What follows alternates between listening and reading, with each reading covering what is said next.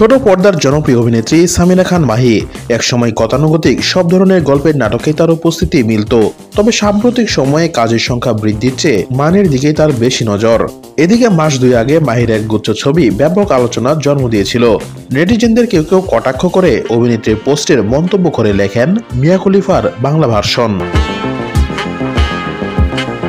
সম্প্রতি এক সাক্ষাৎকারে সেই আলোচিত ছবি নিয়ে মুখ খুলেছেন সামিরা। অভিনেত্রী বলেন, ছবিটি একটি নাটকের শুটিং সেটে তোলা হয়েছিল। এটা অনেক বিতর্কিত একটা ছবি। কেন? এটার ব্যাখ্যা দিচ্ছি। মাহি বলেন, ভাত লাভার নামের একটা নাটক করেছি আমি আর আরশ, সকাল আহমেদের সেটে। আমি যে গ্লাসটা পরে আছি ওটাও সকাল আহমেদের। এই সিনটা অফিসের একটা সিন ছিল। তখন আমি বলছি, আমার একটা ছবি তুলো তো। এরপর তিনি যোগ করেন, আমার কাছে কোনো চশমা ছিল না। আমি আমার ডিরেক্টরকে বললাম, ভাইয়া আপনার চশমাটা একটু দেন তো, একটা ছবি তুলবো। যখন চশমাটা পরছি তখন আরশ আমাকে বলতেছিল, মাহি তোমাকে কিন্তু সেই লাগতেছে।